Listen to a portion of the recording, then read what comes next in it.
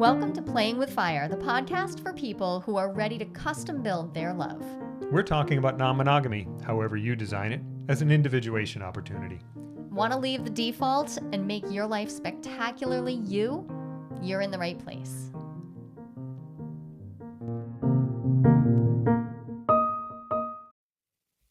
Laura, welcome. So happy to be chatting with you. I'm really happy to be here. Thanks for having me. Yeah, we are excited to talk to Laura because Laura has a book coming out and we have talked to you before and I really appreciate your work.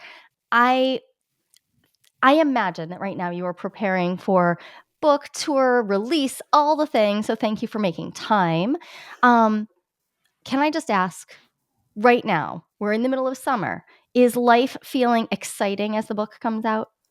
Yes. So things are really exciting. My author copies of the book arrived this week. So I did like a happy dance around my kitchen the other day. And I get to do the run around with the book thing constantly this week and irritate my entire family.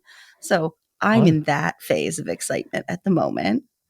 I love that for you. I do. And for all of us, because I've been seeing you on your socials. And it's always fun to see somebody with their book.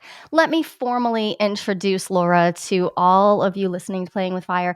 Laura Boyle is a relationship educator, coach, parent, a partner, and a polyamorous of nearly 20 years. You have put in the time, friends. You have put in the time. She's also the author of Monogamy in This Economy, subtitled Finances, Childrearing, and Other Practical Concerns of Polyamory. Laura's coaching practice is focused around helping folks in non-traditional relationships with major life transitions like moving in together, having children, and separating. You can find her on her blog and podcast, Ready for Polyamory, or as an expert voice in publications like Parenting Magazine, The Economist, Cosmo, The Boston Globe. I remember that one recently. Laura, I'm really, really glad that you're here and that we get to talk about a topic that is so relevant and pragmatic. Thanks for joining us. Well, thank you again for having me. I'm really excited to get to talk about this. This book is the end of about 2 years of work.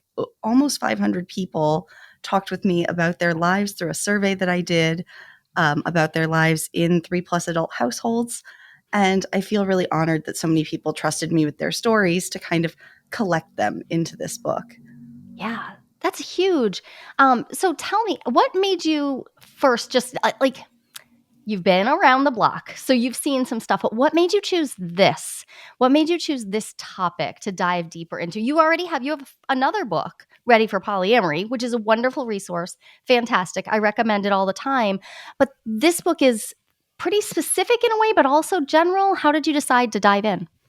So I felt like there are a lot of resources that talk about the emotional experiences that we have as non-monogamous people, and not so many that dive into the actual practicalities of what we experience when we're trying to have these big life transitions, these big experiences that I end up working with people day to day and coaching about. Things like when we have children, when our partners have children, when we decide to move in together, or when having done that doesn't work out so well, right? And as someone who has done this, I lived in a V for several years. That's the group that I co-parent with. I have 2 children with my ex and ex-meta, and we co-parent very well. We did not cohabit so well. And that's something that I talk about in the book, along with some of the stories that other folks shared with me and the collected data of the survey that I did. And so I said, I know a lot of folks who are living in non-monogamous households who are different degrees of out or not, right? Because we don't live in a society where it's perfectly safe for everyone to be out. But some folks are more so now as this becomes a more open society where it's safer for folks to be out. And I thought I would have loved a practical resource to talk a little bit about some of the things that I could look forward to or that I could look out for when I was moving into some of these situations, so that maybe I didn't have to learn quite so much of it through trial and error. Yeah, right. Through trial and error. You mentioned the survey, lots of surveys and interviews. And what was one of the most unexpected findings from all that? Well, okay, maybe I should have expected this one, but I didn't. The most common size of household is 3 adults, whether or not there are children involved in your household. And like in talking with people and doing follow-ups, this began to make sense to me because most people's reasoning is just that since you have to come to consensus on so many issues in a household, coming to consensus with 3 people is the next most simple after coming to consensus with 2 people. Or at least And it like, might seem that way. Hopefully, like well, maybe, right. I don't And in hindsight, that kind of makes sense to me. But as one of the very many people who on the internet has made a video that says, like, we're not all in a triad. right? Stop acting like we're all in triads and Vs. Quit it.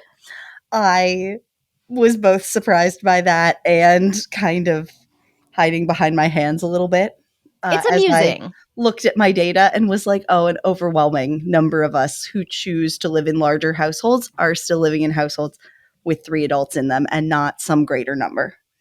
So that makes perfect sense to me because not just for that, like, oh, we might want to come to consensus. Ken and I also have lived with 3 adults in a household, and um, but also because I mean, there are space constraints. There Mhm. are Right. area constraints. And we raised 7 children in a household. There were already space constraints. So some of it Mhm. is super practical, but then I also imagine just the reality that just because we want to partner with someone doesn't mean we want to cohabit with them. And so Mhm. like people might not want to cohabitate with all of their partners even though they might have more than 3 people in their dynamic. Yep, I think there's stuff about that that came up for a lot of people when I was talking to them. There's also there are cultural issues and feelings about how adults share space that are very different from how children share space that Hmm. came up time and time again in follow-up interviews, where a lot of the time people are more willing to give up private space with partners than they are with metamors, Yeah. and more willing to give up private space, and I'm throwing this in giant scare quotes, for the good of the children than they are for any individual adult's need, Yeah. right? Hmm. Or to find interesting creative workarounds for the adults to feel like they have private space and time. There's a whole section in the book about finding creative workarounds for how you feel like you have private space and time in terms of like giving adults nooks for hobbies or an office space that isn't perfectly private but is enough of a space where you can like pull a curtain, throw up a screen, do something where you feel like you have a little bit of a retreat when there isn't really space in your home for each person to have private space. Because in most households that I talked to who were in real space constraint, especially if they were in space constraint because you had more children than adults, or you had more adults and children of an age where you really wanted folks to have private space, people defaulted to giving children their own space before they defaulted to giving adults those spaces. Hmm. And Yeah. as a parent, that's a choice that I would also make. So I related to that a lot as folks shared this with me. Yeah. So I shared a lot of those tips and tricks that folks gave in the book in those sections because I think it's something that comes up over and over again. And a lot of the polyamorous advice that goes out on the internet is just sort of like, you'll figure it out. It's Hmm. trial and error. You can get a hotel room sometimes. How many of us actually are like growing money trees in our yard where we can Right. just magically always get a room, Right. And right? getting a room also, it doesn't, so as a person who loves a good hotel stay, it's also not the same. I get Yeah. frustrated Yeah. when I don't get to bring partners into my space because there's a level of intimacy of Yes. sharing my space with a partner, whereas a hotel keeps me feeling like a relationship has not escalated. So this is an escalator thing in my own head. Right. There's an Where arm's length kind of feeling about being the yeah, person who's always in someone else's space or yeah, always in the third space, the third party space, yep, right? Where, like, if you can create that intimacy with partners of allowing them into your home, how do you do it? Well, right. here are some ways of making sure there's enough private space in the home that, like, maybe you have to play some games with the calendar, but we can make it work. So we talk a little bit about making couches work, about making space constraints work, about making vacation time work, about how you do it. I appreciated you talking about the calendars and not just being flippant about like, oh well, you'll all have to have a Google Calendar. You really got into some detail of sharing how it might work and how it does work and how it worked for different participants because yeah, I mean it is there is effort that goes in to managing calendars. And I liked that you called out scheduling stress as a Hmm. particular phenomenon within this particular type of relating that I mean, the organized part of me is like, "Ooh, I like being in my calendar and getting this all combed out, and I'm color coding things, and I'm getting super nerdy about it." But there's another part of me that I especially when we were living all together, I remember resentment coming up and not know I didn't have a name for it because there were no resources almost, Mm-hmm. when this was happening, and so I didn't have a name for it, and I wish that I could. So I'm so glad that you're writing this down and putting it in people's hands because just saying like, "Oh, I'm feeling scheduling stress," Yeah. because that's not a metamor thing. That's not Mm-hmm. me. I'm not mad at my partner's partner. I'm not even mad at my partner. I'm just feeling the increased threat level of like, this is a burdensome task. This is a Mm-hmm. lot to take on, and potentially unpacking all of the emotional and social labor that we do for each other. Where, yeah, maybe it's not falling evenly or it's not falling distributed, the labor of figuring out the schedules and who's where. Well, Maybe right. it's And not thing that in equitable. a lot of households, it's not equitable. Sometimes there's one partner or one parent who's carrying it for the kids as well as themselves or themself and their partner. And that maybe when you started unpacking that, you unpacked that for the partners, but you didn't really unpack that for the kids as well. And there's still a parent who's carrying that as a primary parenting task. And you need to look at that as you're looking at all of the other household tasks and count that as a task that you're considering in household chores when you're balancing the household chores, It right? And these are takes a things lot where of, people don't talk about it, yeah. and taking the moment to think of it as something that's on folks' plates becomes important at a certain point. I think Yeah. the number one thing, if I could synthesize this book down to 5 points, one of them would have to be you have to have more open conversations about things that seem really minimal than you think you do. Yeah, because it is the little things. That is totally what I found. And I I often talk about our triad turned sort of V as like we didn't know what we didn't know. That's the primary reason why I think the breakdown happened, Mhm. but it was mostly the little things, the Yeah, day-to-day those itty little bitty things that happen things every day. that And piled up. mhm. Yeah. Yeah. And it's so it's not preventable as in, "Oh, we should have stayed together," but preventable as in, "Wow, that's a lot of stress to go through just because we didn't actually have the stories." So I love that you drew from survey data, but then you did in-depth interviews with people who were willing to follow up because as I was reading the book, I found myself drawn to the stories and really Yeah. slowing down. I'll tell you, Laura, I read a lot and I read a lot of books on non-monogamy, but I found myself stopping and really just immersing myself in the vignettes that you offered of how people were describing what was working, what was causing tension for them. And I loved feeling the immersion into like, right, these are the stressors that other people have felt. We're not actually alone. And this isn't harder than a monogamous married life, but it's different and we don't have as many opportunities to hear people's stories. So I so appreciate that that's there. Yeah, I appreciate that the things that come up, the things that come up in the stories and the points that you make in the book, they help point people toward, okay, so this is a doable thing and there are skills that I could gain to reduce the stress of it. So where like there's a whole world. What should I focus on? And I think this really helped. Well, it helped me say, oh right, okay. So the if I put my attention into, for example, figuring out how to use a calendar well, not just use it, but think in terms of scheduling and understand the complete. Like a lot of stress goes away. Like calendar stress can be addressed by practicing, Mhm. and I just saw so much of that in the book. Yeah, it's these little things. It's is calendar stress something that's recurring in your polycule? You can gain those skills to help limit Hmm. that for your partners. Is it instead that you notice that your partners who are going to be moving in together have dramatically different styles of housekeeping?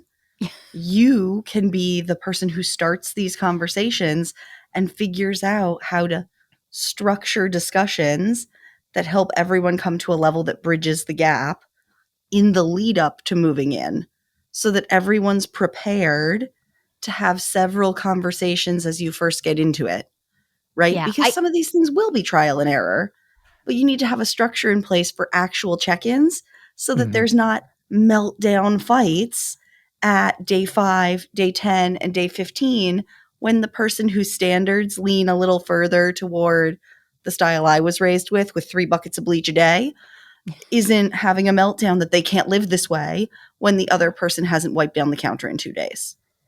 I hear you centering a role that I talk about that is hinge skills. The hinge has a level of responsibility, but also just they also have this great opportunity in front of them They have to be visibility that the proactive. others don't.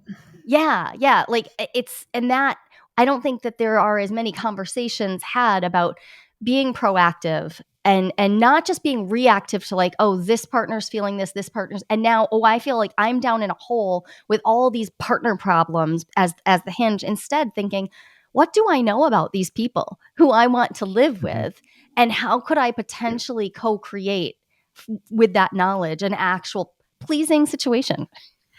And I hope that this book gives people conversations to have before they move in together, rather than only conversations to have that are like digging them out of problems. I hope that Ideally. some people read some things ahead of time and like have some of these conversations about finances ahead, even though I know money is one of those fraught topics that none of us ever want to talk about ever. Well, it's something I ask people to talk about even in early days when people are first exploring non-monogamy. I'm like, okay, we got to talk about money and dating and sex all at one time. Like I want to put all that stuff together, and we're going to have a conversation about that, because even couples, in fact, infrequently, I meet couples who are like, no, we got money's down. We're good. We talk great about money. I'm like, awesome. Do you talk great about the money you spend to have sex with other people? Yep. And all of a sudden, their faces It melt. gets a And little they're like, quiet there for a second. oh, Yeah. wait, I forgot that dating it has an implication of, yes, our finances will be impacted. You mean we're going to spend money to go on vacation with other people who aren't in our household after we merge our finances when we move in together? Oh my God. Right. The most commonly repeated thing that people fight about, whether or not they decide to actually merge finances: large ticket gifts and vacations for partners who did not move into the same household. Yeah. So I have a worksheet that I've been giving people for years that really just digs into that. And it's just a worksheet. I mean, you've got a whole book. I'm so excited. But the reason why that worksheet it exists because these are the things that actually broke our hearts years ago. They and now I feel like I handle it really proactively. I understand how to be in that position, but I learned in trial by fire. I do not recommend it. But what I appreciated about the storytelling piece of the book, I felt like the book is balanced between you offering like practical, hey, nudge, have this conversation, dig into this, but also balanced with the stories, because so frequently I can see through a story, oh, that's real. That could happen. And now I can imagine it happening in my world. And I don't have to demonize a partner or myself or a metamor in order to be like, oh, we're going to have to dig into this, because in fact, that is going to cause some discord, and the discord could become resentment really easily. So I saw you talking about space constraints, children, and all of it, whether to have children and then what to do once they appear and they have, needs and we parent them, and finances, and those 3 things. It's funny how sex, honestly, of all Very the things, like minimal in this way book. down at the bottom. And to my mind too, like, oh, that's so manageable in comparison to these other topics. Of all the things that is likely to kind of work itself out. Well, and sex can do that. Some of these things need planning and thought, as it turns out. People remember to ask each other questions about sex before they move in. Yeah. People ask the questions about, what are you willing to hear and what are you not willing to hear? And do I need to give you what kind of heads up and change what sheets before people come over? And is it different if it's our bed or the guest bed? People plan those conversations. Those are the first conversations they think about having. Yep. People don't think about, but what if I'm dating someone who has kids and I bring them over for a play date with our kids? Yeah. And then And I those have are seen that break people. enormous fights. Yes. Yep. People have giant problems because one of them thought that was no big deal and the other one thinks that's an enormous escalation. Yeah. Yeah. And it can be anywhere on that spectrum. Right. And it could realistically be either of those or anywhere in between. Depending on your child and the connection between you and that partner. And is it just that one meeting, or are they now coming over every Thursday for a year? And what happens in a community when, like, because so frequently the people that we meet are people who also have our children's age mates. Yeah. And these like, now it gets tricky because now I'm talking about, like, wait, these are my children's friends' parents. Where's my allegiance? Is it to my children's friendship first, or is it to my potential dating partners? I have seen that break down friendship circles, but also break down children's friendships, which is incredibly painful in its own right. And at least in the microculture I live in, we often don't take that into account as early as we could possibly. Right. And my argument, which people hate to hear from me, is that our children's friendships deserve nurturing. And if that means that now our partner takes the children to play dates, that's what happens. Yeah. Right. And one of the nice things about being polyamorous is that there are more partners around and more metas around to then take the kids to the play dates. But sometimes if the way a relationship ends is particularly bad or particularly hairy or whatever, maybe none of your partners or your metas want to see that person either. Right. And Real then you impacts. have to do some calculus. Yeah. Yeah. I mean, this is very, very real for my particular life, the outcomes for me. And now my children are adults. So they have, they can kind of look back and see how it's impacted them. And people always ask me, like, are the kids okay? And my answer is yes. By and large, the kids are okay. But are kids impacted by our relationships? Yes, just like they are in monogamy. They're like children are impacted by what's going on in the households that they grow up in, the communities that they're raised in. And that comes down to, I think, the work that I see you outlining here. If I frame it as, like, it's the thoughtfulness. It's the stuff that I wish I had thought through in order to create the best possible outcome, or at least the best chance for a positive outcome, which doesn't mean that I can protect from any impact, but I could at least be thoughtful about it. And I appreciate the topics. Much of it requires that you be pretty well resourced, right? Yeah. And I don't know, because so much of this got drafted and then re-edited and then whatever, I don't know how much of this comes through perfectly. But the idea is that the more in community we are, whether that means just in our polycule or in a wider local community, the easier it is for us to reasonably resource ourselves to weather some of these changes and therefore be able to support our kids through them. Yeah. Right? Like, it's easier to handle some of these big relational shifts if we've got more people to sort of back up into them from. So that brings us to the interesting point of what it means to be in community. And I see one of the, a lot of people who work with me directly are toward the tail end of their parenting. They're like, and which we're parenting for the rest of our children's lives, the rest of our lives, right? Right. But there is no real tail end, but I understand what you mean. Less in the house, more supportive of adults. Supporting their, so my own kids are between 17 and 25. So I'm in that age bracket now. And what I notice is there is this sort of hope that it just won't impact, but it does. Like, we're still talking about, if we're talking about actually cohabiting, right? Like, now we're talking about changing the system that the kids grew up in. And my experience is that they do still have views about that. That doesn't mean that they get to determine what we do in our life, but this is such a radical conversation to have about what it means to be in community and what it is to have it's not just about whether I'm having Yeah. parenting conversations about how do we parent our 2-year-old. It's also about like, how do I interact with your adult children? And if I'm in, like, we all share this house, how does that work? How do we handle holidays?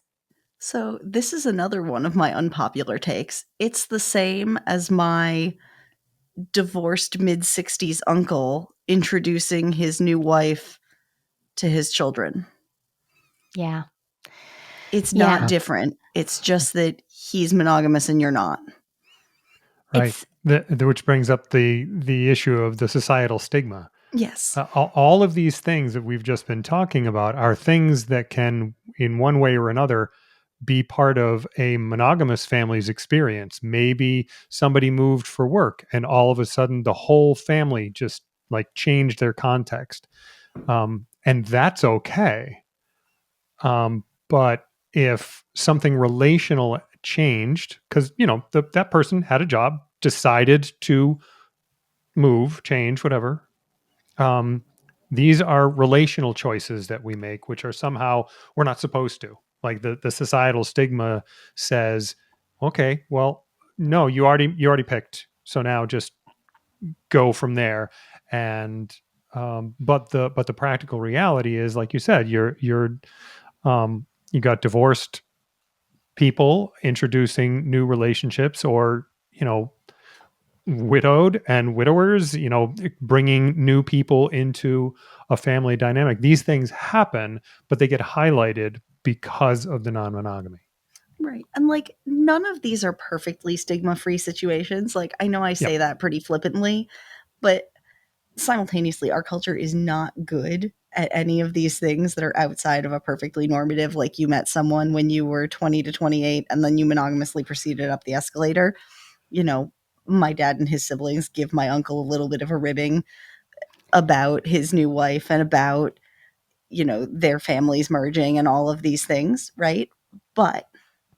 And we can get a lot of sort of cultural lessons out of the reasonable level of acceptance of the ways that folks are creating their step-parent relationships, and use them in the ways that we're creating our relationships with sort of teenage, later teen, and adult children within our non-monogamous context as well, right? So we can build friendly adult relationships with the adult children of our partners. I have friends met as close partners who have late teen and adult children who I'm friendly with, right? But, I'm an adult who's 15 to 20 years older than them. I am not going to be their bro. Right. And also, I'm not going to be their parent. I'm at the Right. wrong kind of age to be in either of those roles. Yep. But I'm going to be a friendly adult who will talk with them about what it is that they're studying, what their new job is, encourage them if it seems like they need encouragement, chat with them at holidays, go to the big holiday potluck gathering, keep abreast of what's going on with them. If they're working in a field that is related to me, exchange some emails. So And you have the that's about opportunity it. to be community, Right. which And is not it's not actually difficult, but in the context of it non-monogamy, can feel it can difficult feel sometimes. difficult. And it can Yeah. feel more difficult because we're in a stigmatized role in society. And sometimes we stigmatize ourselves. We do, Yeah. because especially those of us who still feel like it's a little bit unbelievable that we get to be out all the time, Yeah. right? Yep. Like I still sometimes find it unbelievable that I can talk about what I do for a living at family dinners, Yeah. Yep. right? Totally. And so So you're there still are unpacking your own, right, I call unpacking it our own polyphobia, but whatever it is. internalized stigma is very hard, Yep. right? And so, especially for those of us who have been doing this for a long time, who were closeted for some portion of it, it can be hard. Mm-hmm. And for folks who are new but are older and so have friend groups or family groups where things are more challenging, or who came out recently and are worried that like in their coming out they did it in like a grand throwing open the doorway. As someone who came out to my family because I was planning on moving in with a group of people into a cohabiting unit while being pregnant and having a child, I assure you the world will not end, but it Yep. will suck for 6 months to a year while people adjust. Yeah. I do That's what I not experienced too. recommend the grand gesture coming out method. However, if you use it, people will come around. Yeah. And there, something else I really appreciated about the book was that you didn't steer away from dealing with the sticky topics that are the ones that people tend to both avoid the real conversation about, but also they get a lot of play, right? Like, what if they get someone else pregnant? What if the complexity is around making babies together? Look, I, both I'm too autistic to avoid the parts of this that are wrong, and my own life has had too much of them for me to say, like, let's just put this under the rug. let's As pretend. someone who had an accidental pregnancy, I'm unwilling to not discuss this in public because you always get these people online who are like, but what if he gets the other girl pregnant?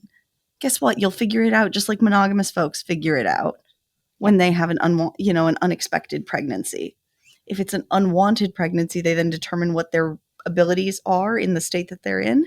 If it's a wanted pregnancy, they then determine who it is that they're going to be parenting with and determine the steps of their lives rolling forward. Well, this is why in my work I often talk about, like, when you're having your sexual connection conversations, I like to talk about my feelings about reproductive health. Mm-hmm. Like, not just STIs and not even just pregnancy, but like really like, oh yeah, I mean, I am pro-choice does not cover how pro-choice I am. Like, that's not a big enough statement. Mm-hmm. And I like to talk about that openly because I happen to be a 47-year-old woman who's all done having babies but could still make them. So Yep. I like talking about that early, but I've noticed that in my dating, especially dating people younger than me, there's a bit of like, oh, shock, we're going to talk about this now. I'm like, oh yeah, we're going to talk about it before we even have sex. Well, right. There's a leeriness in people younger than me, especially about talking about this extremely openly. Like, they don't mind the part of the conversation where you go, here are my test results, let's use condoms. But when you want to have the like actual discussion of your values, Like, it's here's what like I would do there's if a I were little pregnant right bit, now. right. It's like And I want there's to a share that with little you. bit of a like leeriness to that. And I'm like, oh, no, I'm sorry. Did you not get the memo where we're going to have the big values based conversation? And Because early. I said I was a relationship anarchist. So we're going to have the big values Yeah. based conversation about all of the issues while everyone has clothes on Yeah. My before I favorite part decide if about they're that. ever going to come off. Right. Is it That's exactly it. Yeah. That my favorite part is that Because, then I don't have to take my clothes off with people that actually I'm not in values alignment with, right. If they're not aligned, because why would I? That's not why going to would be I do part of that? this connection. Right. And so I think just having a reference point to, like, right. These are real situations that are going to come up, and I get to include conversations about those dynamics right now. Like, one of the other things that I will talk about that I see people get nervous about is, like, I'm not available to parent anyone else's children, which is Mhm. actually, for me, I'm actually just coming out of that. So I've been raising 7 children. They are almost all adults now and very functional ones at that. Lucky me. And I'm finding Congratulations. myself open again to, like, oh, I might be available to not full-time parent with someone, but to be in a co-parenting role over the next 5 or 6 years. I could imagine making space for that again because Mhm. I have capacity opening up. So having those conversations is part of what also deepens my relationships. And I don't know, nobody was telling me this 15 years ago when I No, was right. coming out. And the reading through the book, the I got so much out of, well, I got so many moments of, oh, oh, right. That's a great idea. Wish I'd done that. A lot of wish I'd done that moments. Because they're very rational discussions about practically what's going to happen here. Like Jolie, you were talking about, hey, I have capacity. I could be involved with someone and participate in parenting now in a way that I couldn't years ago. Um, I just love how the discussions open the doors to reimagine life year to year and even to some extent day to day, and to do it not from the point of view of, I don't know, I'll figure it out, but to actually think what's going to happen here, which brings up the question of what do I want to happen? What do I know about myself? What are my values? So that I can actually engage in the conversations. Um, did you find in the surveys that um, how much had people been explicitly talking about how they were going to do this before you started asking them questions? So the base survey itself was really simple. In the follow-up interviews, which I did with more than 100, less than 150 people, a lot of the folks who I spoke with were people who had been thinking about these things to some extent, right? A lot of them were either folks who had chosen not to have children for very intentional reasons that they wanted to tell me about, and they wanted to tell me about the reasoning of why their household doesn't contain children, or why they and members of their polycule aren't having children or don't have them for now but have plans down the road to have them, things like this. Or folks who have children and had like very decided like methods by which they'd had children, right? I have the whole section in the book about like, if you've planned your kids, here are different ways that within your polycule you can sort of think about adding children to your family. Which our second child was a planned child, and we thought all about the rational ways of doing this. But so I included as much of that as I could. There seem to be lots of people who do think ahead about some of this, but just like there's lots of folks who fall into non-monogamy because they go on a really great date with someone who happens to be non-monogamous, there do seem to be a lot of people who end up in parenting roles because they fall in love with someone who is a parent and realize that they have capacity to co-parent. And they go, oh, well, I have space in my life, and this kid is pretty cool. I wasn't for parenting, but I'm not against parenting. And this kid is pretty cool. I appreciate the yes and in there. Like I am all for the proactive planning, but realistically, a lot of people come into non-monogamy and envision one version of it. And then find that, oh, actually, this sort of informs massive swaths, if not all, of my life. Like, and now I'm questioning everything. I'm questioning, oh, I didn't think I wanted to be a parent, or I didn't think I'd ever want to share finances with someone, or maybe, oh, I thought I would want to cohabit with people, and it turns out I really don't want to. And what does that mean for my relationships? That like non-monogamy is often that gateway questioning. Like, oh, now I'm questioning everything that my life could be. Right. There were a lot of people who found that, like, once they deconstructed the idea of monogamy, there was lots of other deconstruction they were doing, and that some of the big life commitments they'd made, right, their commitment to their children and parenting, were pretty much the only things that were still standing after several years. Yep. So many other things could change, but only one or two things were constant. They recognized that there was more flexibility because they'd already set down now.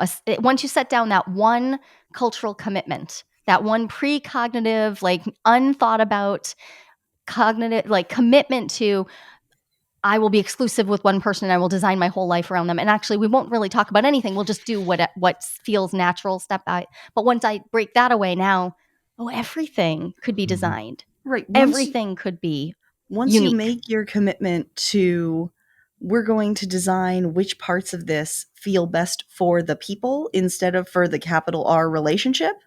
Yeah. You can design it a million different ways over any given set of years. And so there were lots of people who found it had looked different over several years, but equally there were people who found it could stay very consistent and they could meet the goals that they'd set with their families. I think I'm catching on here that you are describing relationship anarchy. I'm that person. I can't help it. I like that. You're describing it, and I meet people all the time in my work who are like, "Well, I'm open, but I'm not a relationship anarchist," as if it's some outlandish thing. But I want everybody to like press the rewind button. listen to what Laura just said over the last 45 seconds and see if that doesn't actually describe exactly what you're aiming at. And maybe reconsider the idea that relationship anarchy has been posited as this extreme thing, when in fact, it is just an incredibly thoughtful, considered way of living, not an extreme form of anything. Also, Go you ahead. can be a relationship anarchist and be monogamous if that makes more sense to you. Mhm. And you really don't have any particular rules about it, except that you take into consideration yourself and the individual you're interacting with when you make relational decisions that involve that person. Okay. That's it. Can we have you back for a whole other conversation on Yeah. relationship Yes. anarchy? Because this has been Yes, coming you up a can. lot. Sorry. I'm it's- having That would be a great conversation. like I identify with this, but I don't talk about it as much because I'm often working with people who are just beginning to crack open their ideas and they're not It's even one of considering my it pet yet. subjects. Yeah. My current thing for people is getting them to see if the ideas of relationship anarchy resonate with them before they decide whether or not non-monogamy works for them. Yeah. Because Yeah. people who decide that relationship anarchy is a good kernel of a thought before they decide whether monogamy or non-monogamy is what works often make better self-aligned choices. I so appreciate that. And Anyway. I see another book coming. I Maybe. see it. Who knows? And in the meantime, though, this book addresses some of the core pieces that we would need to consider. And it's incredibly practical. Can I also compliment you on the fact that you handled jealousy really beautifully? Thank you. I I see read jealousy. some of your work on it. I really appreciate. I mean, when I see my name in print, it always like freaks me out just a little bit. Like I was like reading along and I saw my own name and I was like, oh, I didn't expect to see that there. But I also just appreciated that you took the time to address jealousy without giving it so much weight, without giving it this like the jealousy that it's you're gonna be fine, except the jealousy might get you, and also not shoving it under the rug as if it's like not going to happen or you'll just get over it. It was Because it's a nicely big situated feeling. among all Just a the other feeling. things that could come up. Yeah. Right. I think people often expect jealousy to be a much bigger specter than it ends Yeah. up being once they're actually in a situation. And lots of people mentioned it as it comes up once in a while. It comes up less than I expected it to. It comes up more with my metas who don't live in the house than my metas who do. And that all tracked with what I expected from my experience as having been a nested, non-monogamous human. But it was nice to see my expectations filled. Yeah, the next study that I have, I'm in the midst of study design, and the next piece is about looking at this, the difference between jealousy at the beginning and how jealousy winds up, like how we work with it over time, when we work with it intentionally, when we know, because it often is a specter. It is this huge specter at the beginning, and then over the first few months or years, and then at some point there's a dissipation. And my initial research did show that, but it's such a small sample size. I want to take and make that bigger. But in the meantime, way to go, sorting out jealousy and envy, not glopping them together. It just makes me really, really happy to see, because it's a small thing that often causes far bigger breakdowns than it really needs to. And I appreciate you like not sweeping it under the rug. Really do. As we wrap up, I'm curious what was like, what do you hope readers will take away from this? What would you like them to do? Obviously, we want everybody to go grab the book, especially if you're considering cohabiting. You're going to want this. And if your friends are, you're going to want this. Like, let's get ahead of these conversations. But what would you like them to take away from this work? I mean, I think most of all, I wrote the book because I wanted people to have a sense of the options available to them, right? So as you said, if folks are at all thinking of cohabiting, if folks are entering their non-monogamous journeys and want kind of a sense that they don't have limited options, if what they want eventually is children, is cohabitation, I hope they go and give it a read. But also, I hope they take away from it that it's not an end if some one of their relationships ends. That they can read these breakup chapters and understand that a breakup isn't the end of the world. And that's one of the things that you do, is help people when, we talked about money, we talked about sex, we talked about living together, but separation. changing the relationship structure is just part of life for monogamous people too. I mean, And I it love can, that you help people with that. See that and normalize that that's a thing that happens in our lives and we can do well. right. And it can feel world shattering sometimes, right? A lot of grief can be involved. But for, 99% of the time, it is not the real end. And we're extremely resilient people. And there is so much else going on with us. Yeah. So Laura, thank you so much. Would you tell everyone where do you want them to get the book, and where else can they find you and follow you, because you make some great content as well? So I am on Instagram and TikTok at Ready for Polyamory. You can find my website at readyforpolyamory.com, and you can find links to everything I am doing there. I have a book tour this fall, and all the dates will be there. And you can get the book at any bookseller, but Amazon and bookshop.com both have it. Monogamy in This Economy, Finances, Childrearing, and Other Practical Concerns of Polyamory. Yay. I'm very excited about it. It's ridiculous. So I hope that you all will get it. And yeah, I don't actually know what else. I hope that everyone will check it out and come see me on the book tour if I'm somewhere near you. It's a national tour, so hopefully I will be somewhere near you. I'm excited That's that you're doing exciting. a tour, Yeah. because I imagine that what you'll be faced with is a whole bunch of people who are like, "Whew, glad this exists," because Yeah. it is. Mhm. Let's just say, uh, having read, and my bookshelves are literally filled with everything. This fills a gap. You filled a Yeah. lacuna in the research. You filled a gap. That is a hallmark of a necessary piece of work. Thank you so much for creating it, Laura. Thank you for saying so. I appreciate it, and I'll see you soon. Thanks. We talk to you all the time. It is absolutely imperative to me that we get to hear from you as well. Yes, please. So we'd love to invite you to join us. Join Ken and I. We're holding monthly Ask Me Anythings. You can show up, bring your questions from podcast episodes, from your relationships, bring questions about non-monogamy, about individuation, about relationship skills. We would love to share space with you. We're hosting these AMAs free of charge for our podcast listeners. You are the Playing with Fire community, and it matters a ton to us that we connect with you directly. So Oh, go, I would so love to hear your questions, and it'd be so awesome. yeah. Go to joliehamilton.com/AMA, and you'll find a way to sign up real quick and get an invitation to join us in a small group where we're going to get together and talk about all things non-monogamy, individuation, and relationships.